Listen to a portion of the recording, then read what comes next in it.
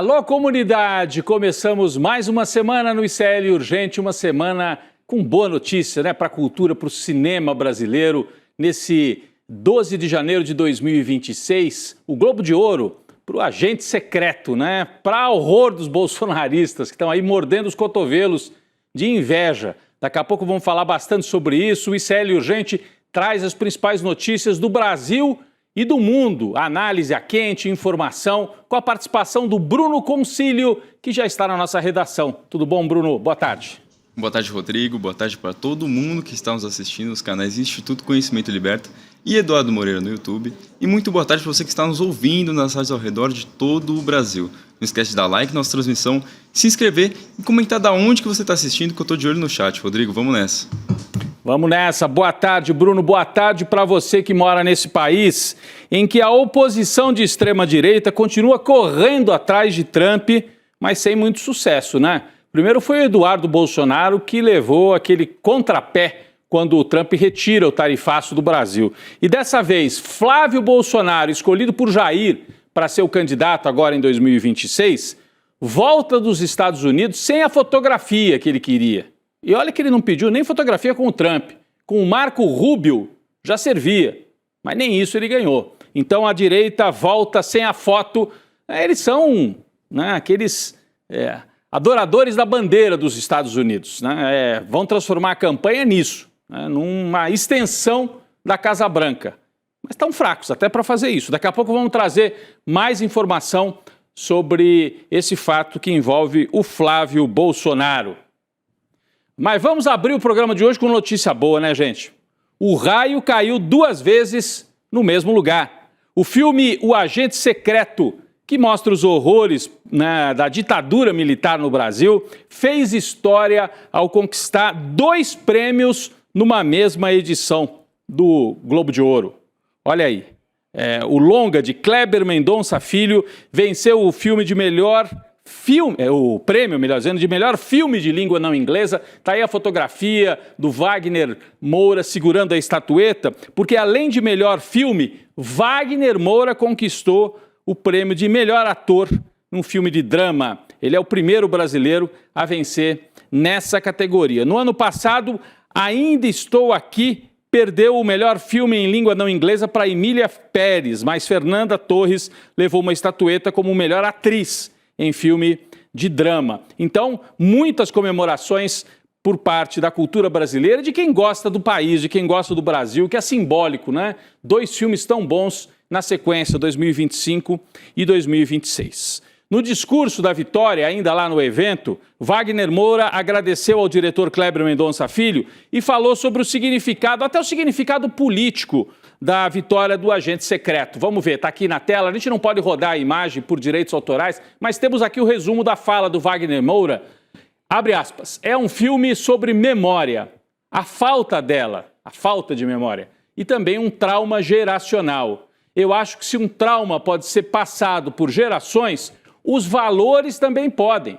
Esse prêmio vai para quem está seguindo os seus valores em momentos difíceis. Portanto, uma fala política do Wagner Moura. Eu diria que os tempos são até mais difíceis lá, né, nos Estados Unidos, do que cá, no Brasil. Mas ele deixou o seu recado falando sobre memória e sobre a necessidade de tratar desse tema ditadura. Logo depois da premiação, os atores participaram de uma coletiva de imprensa. Wagner Moura, com o Golden Globes na mão, falou como é importante relembrar o período da ditadura e criticou, ou pelo menos se referiu à era Bolsonaro. Vamos acompanhar um trecho, portanto, da fala de Wagner Moura na entrevista coletiva.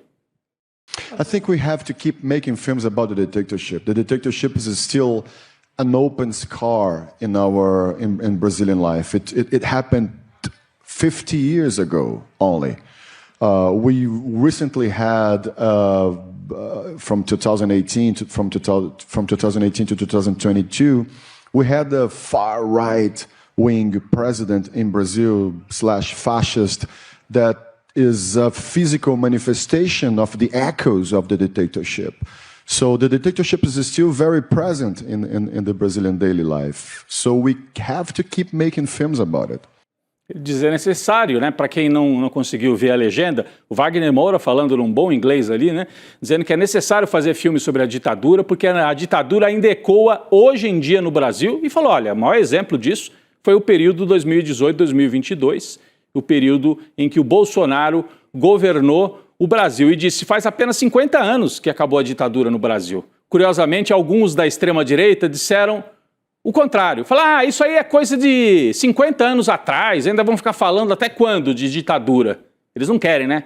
Foi o Kim Kataguiri fez uma postagem dessa. Mas o Wagner Moura trouxe a posição dele falando sobre a importância de você lembrar o passado através de uma obra de arte, mas que está tratando o tempo todo de memória e também de política. Ele não foi o único, né, a fazer esse tipo de referência, a ter uma posição politizada num momento que exige mesmo isso de quem tem responsabilidade, mesmo fazendo ficção, fazendo cinema.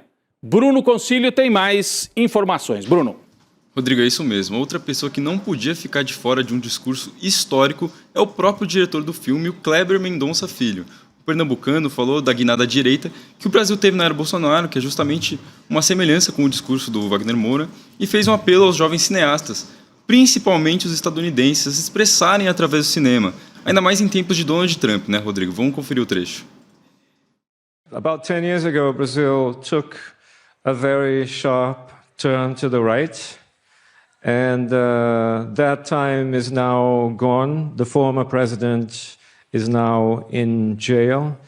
He was epically irresponsible in terms of not leading the country. And I really think that cinema can be a way of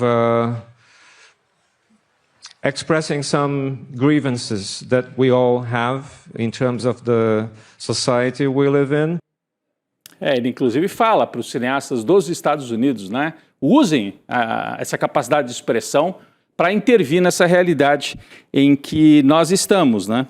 E aí me chama a atenção isso, né? Como se os brasileiros pudessem, dessa vez, dar algumas lições na política para o pessoal lá dos Estados Unidos.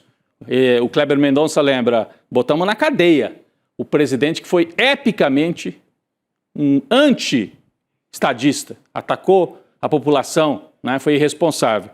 Então, importante vitória na arte e importantes também os discursos. Depois de fazer história no Globo de Ouro, teve muita comemoração, é claro, o elenco de Agente Secreto improvisou um samba, uma roda de samba, no Salão do Globo de Ouro. As imagens são do próprio Kleber Mendonça Filho. Vamos assistir um pouquinho? Não sei se a gente tem o som aqui. Temos, né? Ah, não podemos? Ah, porque tem música. Ah, mas muito bem. Aí aparece o Wagner Moura com a boa parte ali do elenco do filme e eles estão sambando e você vai ver, a hora que a imagem descer um pouquinho, que eles estão sambando em torno da estatueta do Globo de Ouro. Vai dar para ver daqui a pouco. A estatueta ali no chão e o elenco brasileiro fazendo essa festa merecida, grande festa, pela estatueta, pelas duas estatuetas, né? Melhor ator e melhor filme de língua não inglesa, grande vitória da arte e do cinema brasileiro. O presidente Luiz Inácio Lula da Silva parabenizou o ator Wagner Moura, ganhador do Globo de Ouro, na categoria de melhor ator em filme de drama. Vamos ver o que disse o Lula, está aqui numa mensagem nas redes sociais. Viva o cinema brasileiro, que segue sendo sinônimo de orgulho nos principais palcos do mundo. O Agente Secreto é um filme essencial para não deixar cair no esquecimento a violência da ditadura e a capacidade de resistência do povo brasileiro. Lembrando que no ano passado, quando o filme esteve em Cannes, o Lula aí gravou mesmo, né? Aliás, teve uma conversa por telefone com o Wagner Moura. Essa conversa circulou muito hoje, como se fosse de hoje, mas ela era de alguns meses atrás. De qualquer maneira, Lula e as plataformas aí ligadas ao governo Lula fizeram várias postagens dando os parabéns para o Agente Secreto. Um outro destaque, pessoal, a gente está falando muito do Wagner Moura, do Kleber Mendonça, mas quem assistiu o Agente Secreto sabe que uma pessoa que brilhou demais nas cenas foi a atriz Tânia Maria, que interpreta Dona Sebastiana. A Tânia estreou no cinema apenas aos 73 anos, no filme anterior do Kleber Mendonça, o Bacurau, num papel secundário, mas que também ficou marcado, né, nas telas. É um papel icônico. Ela acho que disse uma frase só no Bacurau. Dessa vez a Tânia aparece muito mais em Agente Secreto. E a crítica internacional, se a gente puder ainda deixar um pouquinho das imagens da Tânia Maria aqui na tela, a crítica internacional já menciona como uma possível candidata ao Oscar de melhor atriz coadjuvante. Seria épico também se ela concorresse, imagine se ganhar, né, como atriz coadjuvante. Inclusive, ela está virando um ícone, né, um ícone pop também aqui no Brasil. Durante um evento de sósias da Tânia Maria, num cinema no Rio de Janeiro, enquanto eles estavam ali reunidos para fazer essa escolha, quem é que seria a sósia da Tânia Maria, veio a notícia da vitória no Globo de Ouro. E a turma comemorou demais. As imagens foram cedidas pelo portal Amado Mundo, do nosso colega Guilherme Amado. Vamos dar uma olhadinha na festa da vitória que veio no cinema na hora que a turma estava escolhendo a sósia da Tânia Maria. Vamos dar uma olhada. Parabéns!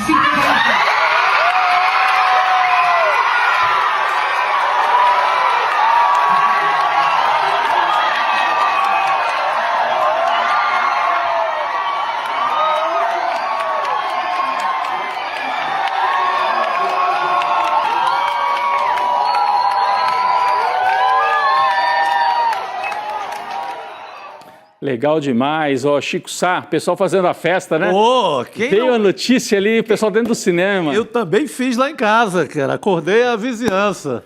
Era a Copa do Mundo. Copa do Mundo, né, Chico? Um prêmio, assim, uma vitória do cinema brasileiro, Sim. mas com uma pegada muito do Nordeste, né? O diretor de Pernambuco, o Wagner da Bahia, mas é um ator do mundo também, né? Exato. Ele tem atores do Ceará também, tem atores da região inteira. E a Tânia, que é do Rio Grande do Norte, né, Tânia É, Maria? uma potiguar da região do Seridó. Olha só. Bela região lá do Rio Grande do Norte. Alguns críticos chegaram, né, antes do prêmio, claro, a dizer assim, isso é um filme muito regional. Curioso, né? Trataram o Agente Secreto só como um filme regional. Essa é um erro assim, muito antigo, tradicional já no Brasil, dos críticos, principalmente de críticos do Rio e São Paulo, tratar tudo que é do Nordeste como regional. Isso vale para a literatura, as plásticas, qualquer coisa que se faça no Nordeste é colocada numa prateleira do regional. Literatura regional, cinema regional. Tudo é regional. Tudo vira Raquel de Queiroz. Sei. É uma loucura isso. E o Kleber, ele só riu, tirou uma onda quando foi classificado de regional, porque ele sabia que estava contando uma história universal, uma história sobre autoritarismo. Isso podia acontecer lá no deserto, na Rússia mais gelada, como no sertão do Nordeste, como em Los Angeles, o lugar da premiação. São histórias... se passam, obviamente, num determinado lugar, mas contam uma história universal. História de repressão, história de memória, né? Como o Wagner Moura ressalta muito. O Wagner Moura ressalta uma parte que eu julgo muito importante, que é quando ele fala da condição difícil de permanecer com a sua opinião em tempos sombrios. Uhum. Tem que lembrar que a Dilma, ainda em processo para cair, a direita toda... com aquele complô, com o Supremo, com tudo, derrubando a Dilma, está lá o mesmo Kleber Mendonça Filho, no palco em Cannes, na França, premiado pelo Bacurau, e tentando segurar a onda com a Dilma em queda. E denuncia o golpe lá no palco. Denuncia o golpe no palco. Denuncia o Michel Temer, o vice-golpista da ocasião. Então, não é uma turma que inventou essa opinião da noite para o dia. É uma turma que está ligada na memória do país. E que julga muito importante a gente manter essa memória viva. Tanto que o Kleber fala, jovem cineasta, vocês estão vivendo num tempo muito rico. E aí ele estava falando muito mais para o jovem dos Estados Unidos do que para o jovem do Brasil, mas valia para jovens do mundo inteiro. Mas eu achei isso muito interessante, quer dizer, o Kleber Mendonça dando uma carteirada assim para cima do pessoal lá. Ó, pessoal aí dos Estados Unidos, vocês estão com regime autoritário aí. O cinema também serve para pensar, para denunciar, para tudo isso, né? Porque sempre a gente vê isso de fora para dentro, né? Dos Estados Unidos para o Brasil. Agora o Brasil está podendo exportar um pouco isso também para os Estados Unidos. E eu destacaria, Chico, além do Wagner Moura, que está na maior parte das manchetes, das fotografias, a carreira consolidada do Kleber Mendonça Filho, que acho que é o quarto grande filme dele. Então ele se consolida talvez como um dos grandes cineastas, talvez não, como um dos grandes cineastas do século XXI no Brasil, né? Ele entra aí já pro lugar dos grandes, né? Aí pensando ao longo da nossa história. Você pensa num lugar parecido com o do Glauber Rocha, que também premiado muito lá fora e que representava no tempo o Brasil sob ditadura e o Brasil com péssimas condições econômicas, o Brasil de terceiro mundo mesmo, o Brasil com aquele carimbo no mapa terceiro mundo. Fome. O Glauber, ele era um triunfo diante daquilo. Agora, numa realidade um pouco diferente, mas o Kleber Mendonça representa muito parecido com o que foi o Glauber Rocha ali para os anos 60, 70 no Brasil. E um cinema muito autoral, né? Com a assinatura dele em todos os filmes. O cinema com marca ali, né? Marca. Tem a marca dele, não sai. É um cinema feito... Ele faz questão de manter as locações no Nordeste, porque sempre pergunta, por que não faz em São Paulo? O Agente Secreto até que tem uma parte aqui em São Paulo, muito curta, mas tem. Mas ele vai retratar o universo, a aldeia, como diria a história de pinte sua aldeia que você vai ser universal. Sem dúvida. E você acha que o Agente Secreto chega até mais forte para o Oscar do que o Ainda Estou Aqui? É pau a pau? Você acha que chega com mais força, Chico? Eu acho que com mais força. Os críticos, quem entende da política do Globo de Ouro, que é um prêmio do Sindicato dos Artistas, é um prêmio muito forte para a categoria, para quem é artista no mundo inteiro, por isso, é um prêmio do sindicato. Não é um prêmio da indústria, como é o Oscar.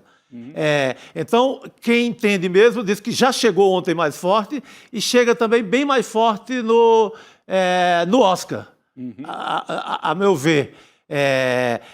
Chega com uma fortuna crítica, como se diz, assim, com um balaio de críticas positivas até maior do que Ainda Estou Aqui, do ano passado.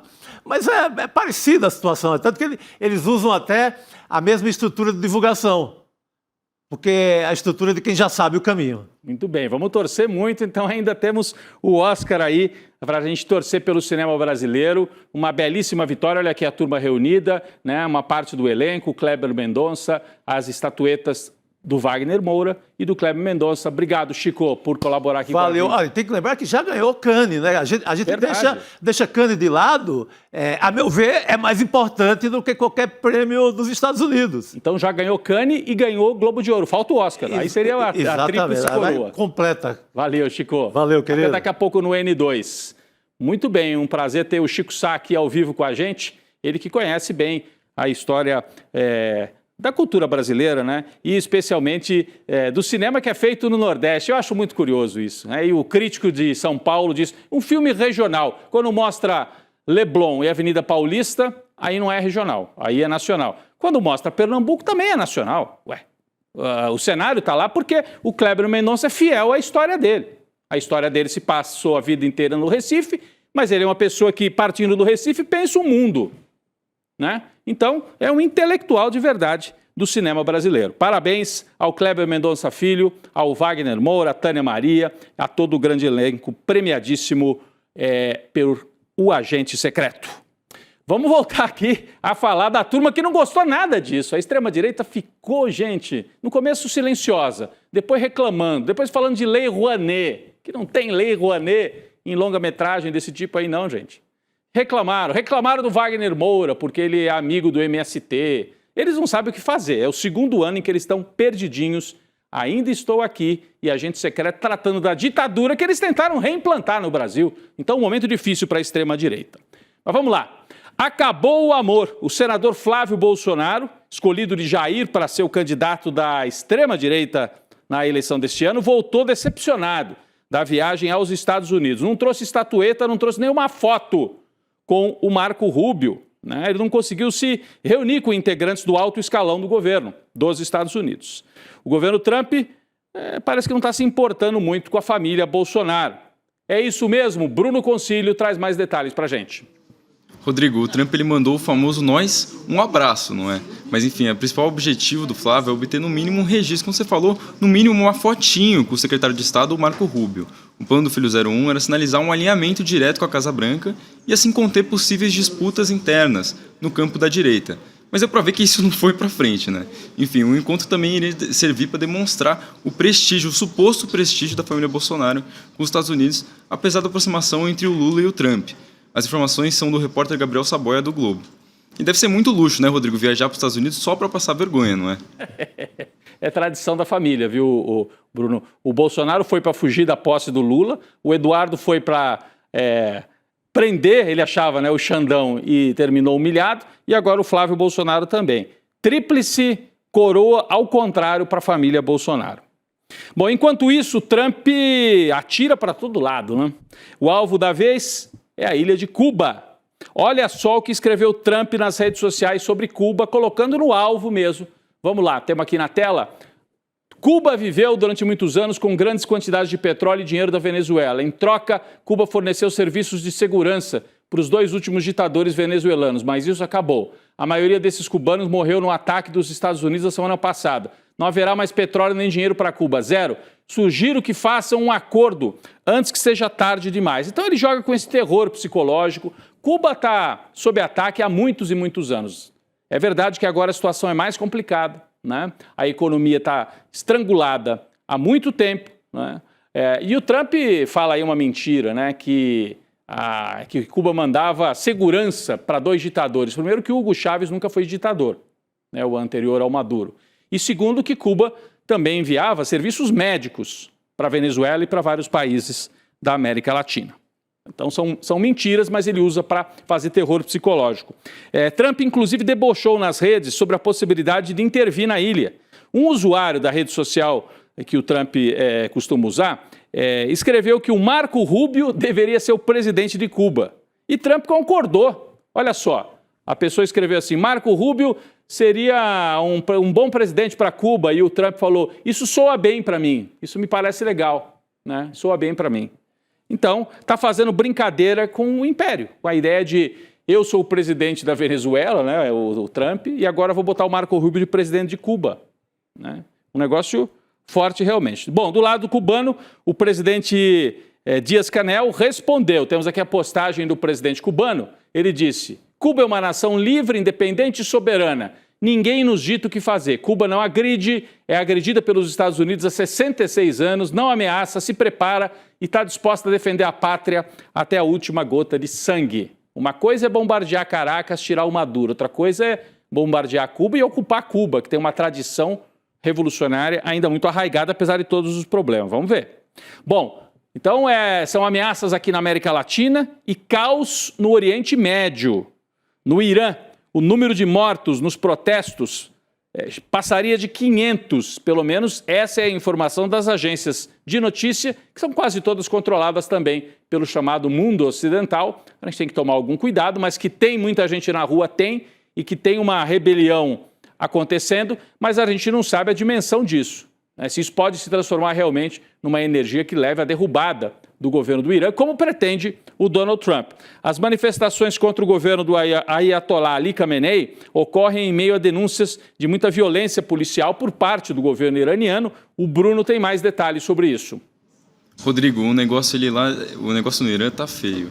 Os iranianos, ouvidos por jornais dos Estados Unidos e do Reino Unido, como você falou, a gente precisa tomar um certo cuidado com isso também, afirmaram que os policiais abriram fogo contra os manifestantes ao longo das mais de 100 cidades que registraram protestos pelos países.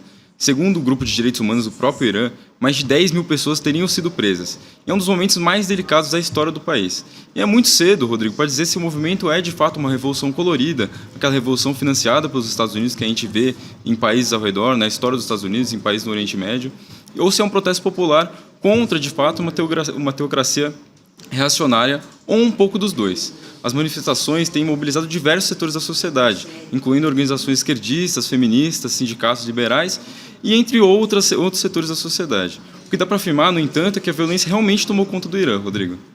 Tomou conta do Irã, assim como tomou conta nos Estados Unidos, né? Se você vai dizer que o regime iraniano está em crise porque tem gente na rua, o regime do Trump está em crise porque o ICE está matando gente em Minnesota, por aí também, né? Em Londres, houve uma cena que chamou bastante atenção durante um protesto em apoio aos manifestantes do Irã.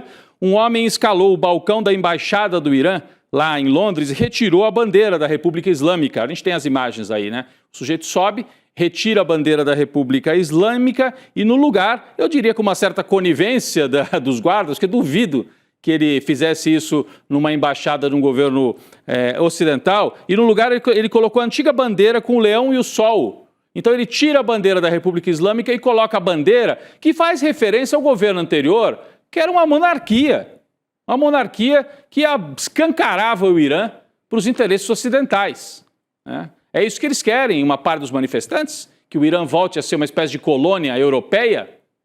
Não sei, mas são manifestações que estão correndo o mundo e com muita influência e muito empurrão assim por parte do mundo ocidental, torcendo para que o Irã caia.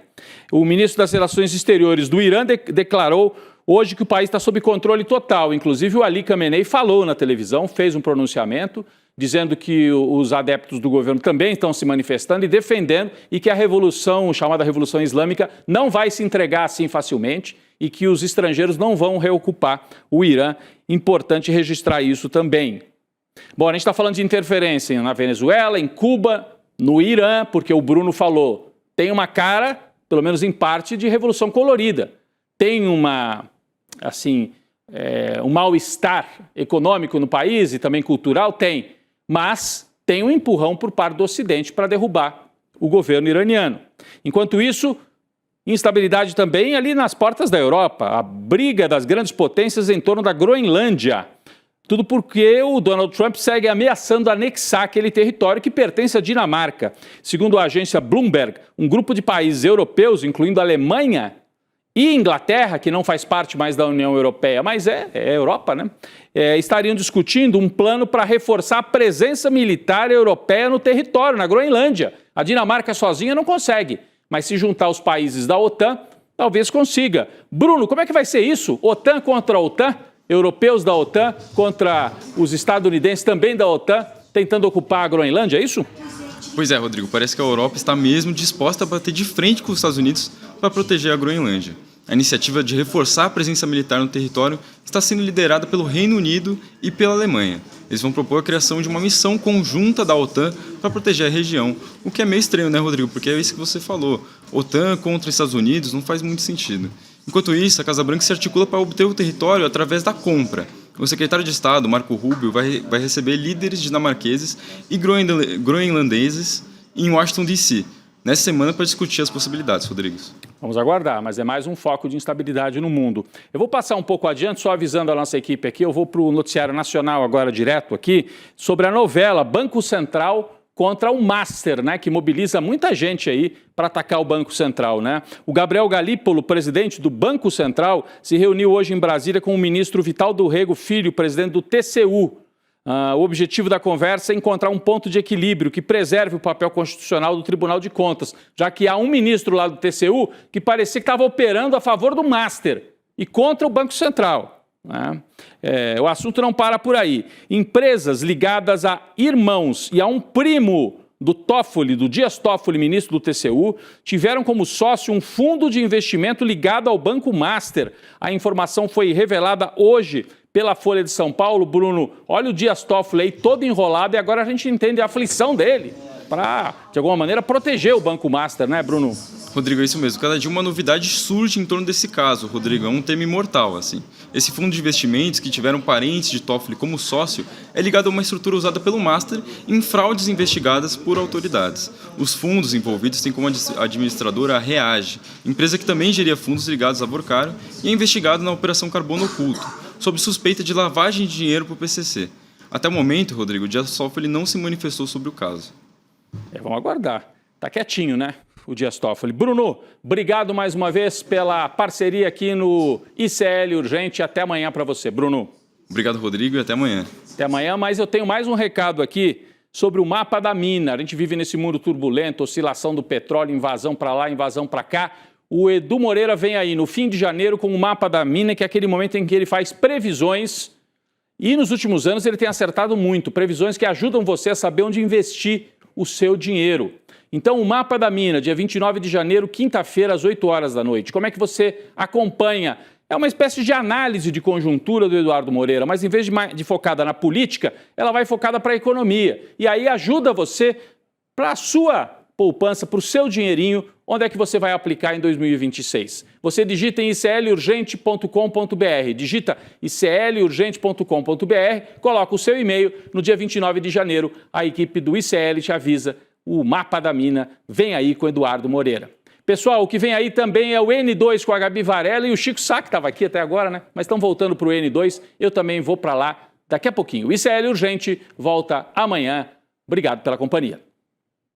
Enquanto a Faria Lima disse que o dólar ia chegar a 7, enquanto a Faria Lima disse que a bolsa ia cair, enquanto a Faria Lima dizia que o Brasil estava virando uma Venezuela, teve um relatório chamado Mapa da Mina que disse que a bolsa ia subir no segundo semestre e bater o recorde histórico, que o dólar ia passar o ano inteiro abaixo de 6 e ia chegar em 5,30, que disse que a curva de juros ia começar flat e da metade para o final do ano inverteria, que disse que os multimercados teriam um ano melhor esse ano do que nos outros anos, e acertou tudo. Pois é, o Mapa da Mina é o relatório que mais tem acertado todos os anos. Em 2025 acertou absolutamente tudo. A notícia boa é que o Mapa da Mina 2026 está chegando e ele é gratuito e só pensa no seu interesse. Diferente dos relatórios dos bancos, que só pensam em vender produtos para vocês. Vai acontecer 29 de janeiro, quinta-feira, às 8 horas da noite. Encontro todos vocês lá. Esse ano a gente vai bater recorde de pessoas assistindo. Vamos bater todo mundo lá da Faria Lima. Fala pessoal, tudo bem? Leandro Demore aqui para dar uma notícia incrível. O ICL tem sua própria revista digital, a revista Liberta, um novo espaço de jornalismo profundo, crítico, com a nossa cara, feito para quem quer entender o Brasil e o mundo além da superfície. Na revista Liberta, você vai encontrar os maiores articulistas e colunistas com análise sobre política, cultura, atualidades e, claro, muito pensamento crítico. Esse vai ser o nosso espaço semanal de reflexão em profundidade. Faça agora mesmo a sua assinatura. Acesse icl.com.br/revista. E se você já é aluno ou aluna de algum curso do ICL, tem um benefício especial para fazer parte disso com a gente. Um desconto exclusivo para garantir a sua assinatura. Revista Liberta, é o ICL.